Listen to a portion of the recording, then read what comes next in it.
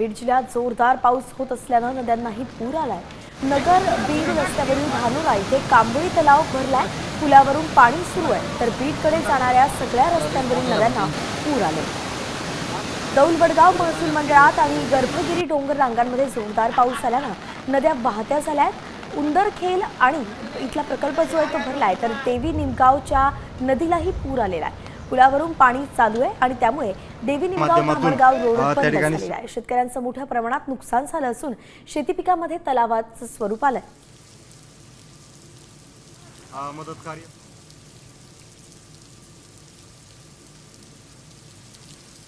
पिंपरी परिसरामध्ये प्रचंड रात्री मुसळधार त्या ठिकाणी पाऊस झालेला आहे आणि रस्ता त्या ठिकाणी बंद झाला आहे। अनेक गावं म्हणजे संपर्क तुटलेला आहे। शेतकऱ्याचे नदीच्या बाजूचे असणारे कांद्याचे भुसारं त्या ठिकाणी संपूर्ण वाहून गेलेत। अनेक घरामध्ये त्या ठिकाणी पाणी शिरलेलं आहे। जवळपास नदीची रुंदी 1 ते 1.5 किलोमीटरच्या वरती झालेली आहे।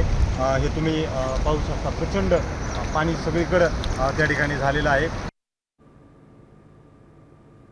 आता isakal.com आहे देशातील नंबर 1 ची मराठी न्यूज वेबसाईट। प्रत्येक अपडेटसाठी isakal.com ला नक्की भेट द्या।